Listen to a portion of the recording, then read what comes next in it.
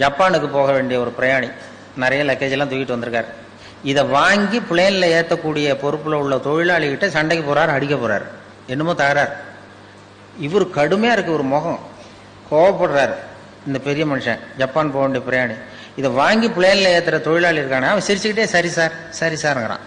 இவர் கோவப்படுறாரு, அவன் சிரிச்சுக்கிட்டு இருக்கான்.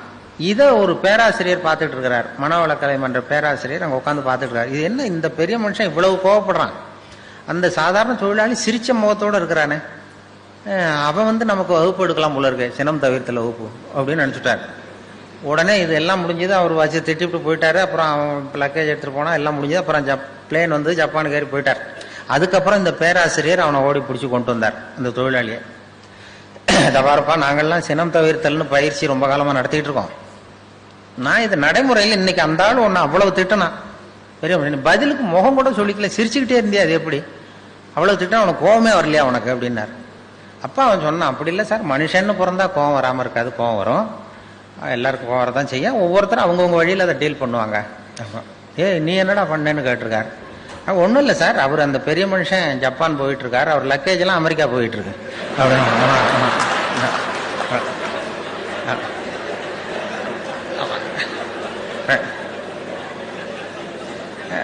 நம்ம எதுக்கு சார் அனாவசியமா இவன்ட்ட போய் கோவப்பட்டுக்கிட்டது,